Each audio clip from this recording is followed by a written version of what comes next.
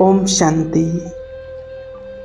वर्तमान समय श्राद्ध का शुभ समय चल रहा है और इस श्राद्ध का शुभ समय हर भारतवासी के लिए, चाहे वो विश्व में कहाँ पर भी हो, बहुत महत्व रखता है, क्योंकि यही श्राद्ध के समय में वो अपने पितरों को, पूर्वजों को याद करते हुए अपने दिल की शुभ संकल्पों की श्रद्धांजलि अर्पित करते हैं। बड़ी श्रद्धा के भाव, बड़ी श्रद्धा के साथ उन्हें याद करते हैं। साथ ही साथ कहा जाता है कि इस श्राद्ध के दिन हर कोई समय निकाल करके अपने पूर्वजों के प्रति कृतज्ञता का भाव अर्पित करते हैं। जाने अनजाने पन में भी हुई कोई भी गलतियों के लिए सच्चे दिल से अपनों से उनसे क्षमा मांगते हैं और स्वयं में प्रायश्चित करते हुए परिवर्तन करने का दृढ़ संकल्प भी करते हैं। अपने पूर्वजों के गुण और कर्तव्यों को याद करते हुए उनसे हमेशा प्रेरणा प्राप्त करते हैं आगे के जीवन के लिए। और कहा जाता है कि जब इतनी श्रद्धा के साथ शुभ संकल्पों की श्रद्धांजलि अर्पित करते हैं तो अवश्य उनके आशीर्वाद को भी अनुभव कर सकते हैं।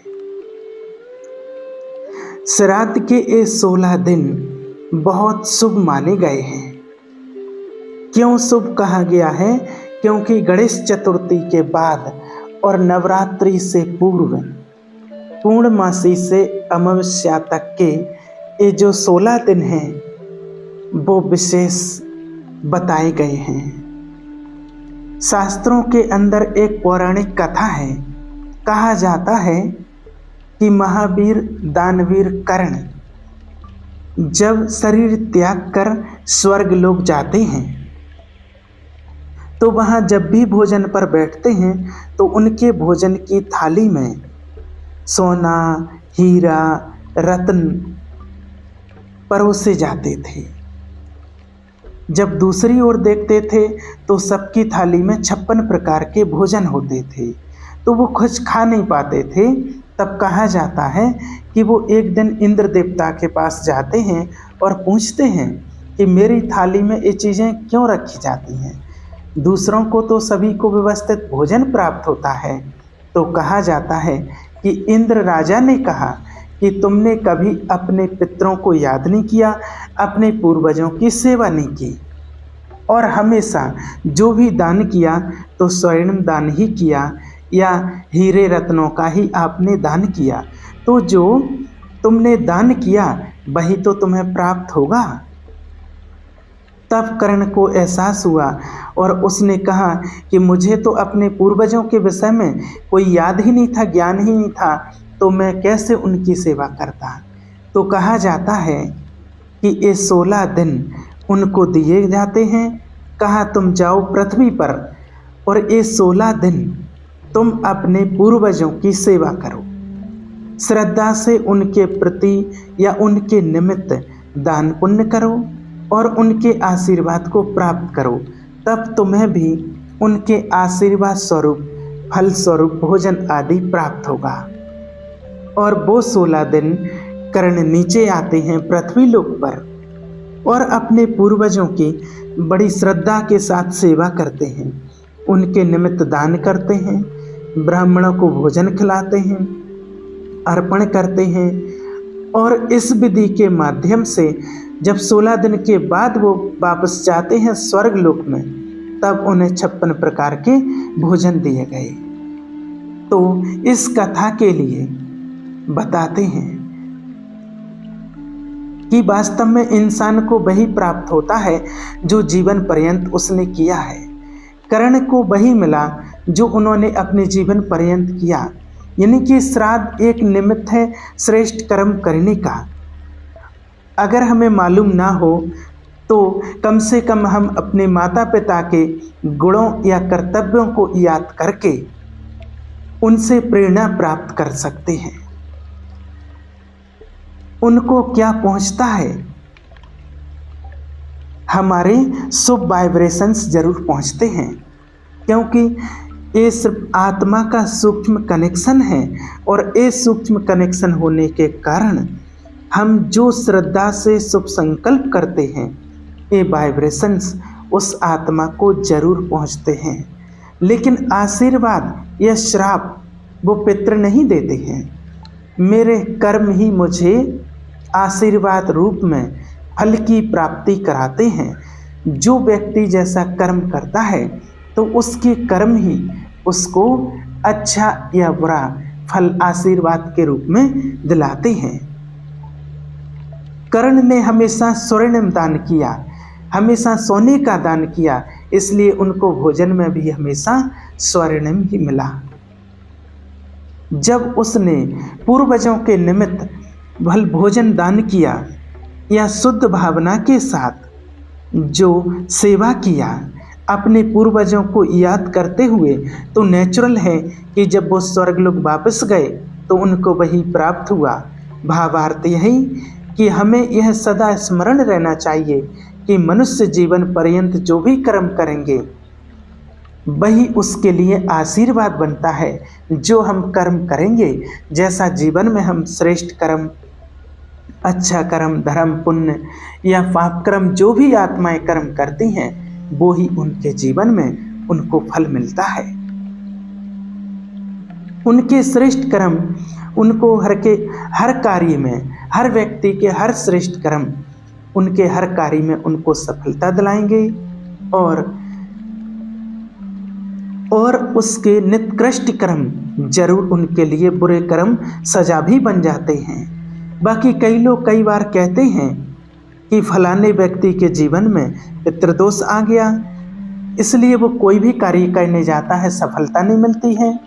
पितृदोष का मतलब ही है कि पितृ रुष्ट हैं, हमारे माता पिता, हमारे पूर्वज हमसे रुष्ट हैं, क्योंकि कहीं ना कहीं हमने गलत कर्म किए हैं, तो वो हमसे रूठे हुए हैं, इसलिए वो हमें आशीर्वाद नहीं दे रहे हैं। तो वास्तव में जीवन पर्यंत भी जब माता पिता रुष्ट नहीं होते हैं, हमेशा बच्चों के प्रति आशीर्वाद ही बरसाते रहते हैं, तो शरीर छोड़ने के बाद वो रुष्ट क्यों होंगे, कैसे हो सकते हैं, सोचने की बात है।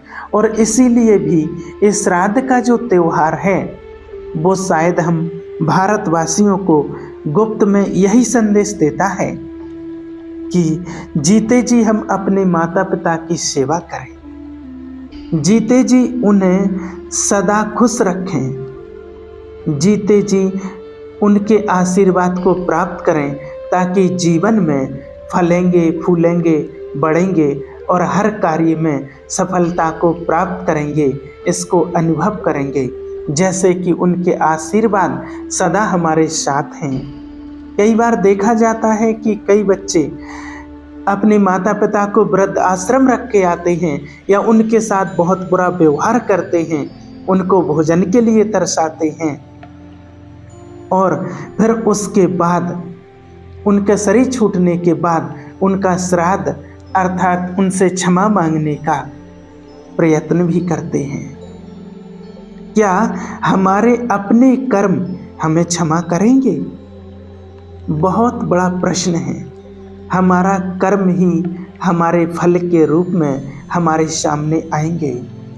इसीलिए ये श्राद्ध हमें हर समय शिक्षा देते हैं कि अटेंशन खिंचवाते हैं कि जीवन पर्यंत हमें सदा शुभ कर्म करने हैं, अपने माता पिता की अच्छी सेवा करें और उन्हें संतुष्ट करें, उन्हें तृप्त करें, जो हमें बाद में उनके निमित्त कुछ अर्पण करने की आवश्यकता ना हो। साथ ही साथ कहा जाता है कि ये 16 दिन जब हम गणेश चतुर्थी के बाद इस श्राद्ध मनाते हैं, आते हैं, श्राद्ध आते हैं, तो गणेश चतुर्थी का दिन हमें इतनी सुंदर प्रेरणा देता है, क्योंकि गणेश चतुर्थी में या गणेश जी के जीवन दर्शन में उनके अपने माता पिता के प्रति बहुत सम्मान का भाव था। हमेशा आज्ञाकारी बनकर के चले अपने माता पिता की। उन्होंने अपनी दुनिया अपने माता पिता को ही समझा।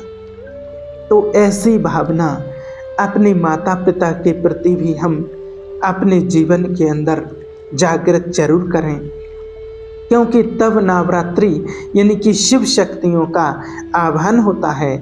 शिव शक्तियाँ यानी कि परमात्मा शिव की दिव्य शक्तियों का आह्वान कर सकते हैं, जिन दिव्य शक्तियों के माध्यम से हम हमेशा नए कार्य करके अपने जीवन के अंदर प्रसन्नता का अनुभव करेंगे। इसीलिए नवरात्रि के बाद दशहरा आता है, अर्थात ये दिव्य शक्तियों का आह्वान करते हुए संपूर्ण रीति से दशहरा यानी कि जो जीवन के अंदर कमजोरियां हैं उनको संपूर्ण रीति से हरा कर देती हैं। उनके ऊपर विजयी होकर के दीपावली अर्थात आत्मा ज्योत को प्रज्वलित करे, आत्मा ज्योति को उजागर करे और उसका प्रकाश चारों ओर हम फैलाएं। कितना सुंदर भाव है हिंदू संस्कृति के अंदर, क्योंकि जीवन के अंदर अगर उजियारा ना हो, प्रकाश ना हो, तो ये जीवन अंधकारमय बन जाएगा।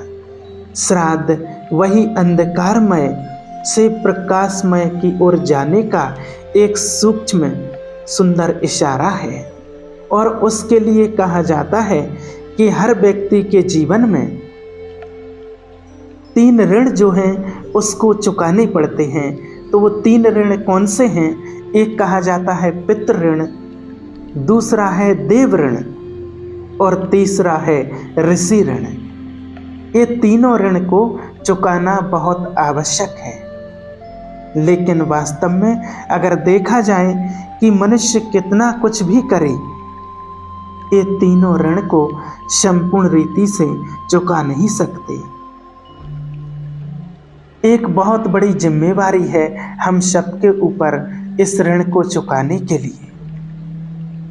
पितृ ऋण अर्थात माता पिता या अपने पूर्वज जिसके कारण हम अस्तित्व में हैं या हमारा अस्तित्व इस संसार के अंदर है, तो उन माता पिता के प्रति या उन पूर्वजों के प्रति हमारी ये ऋण हैं जो हमें चुकाना है, और वो सेवा भाव से ही चुका सकते हैं।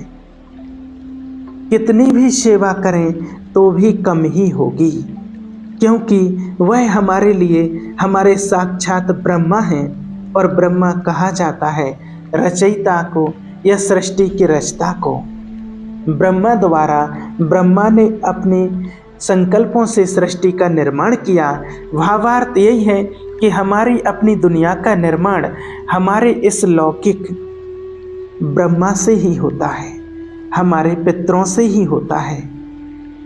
इसीलिए पितृ ऋण चुकाना माना ब्रह्मा के प्रति भी हमारा ऋण चुकाना बराबर है, और वो सेवा भाव से ही चुका सकते हैं। दूसरा ऋण जो है वो है देव ऋण।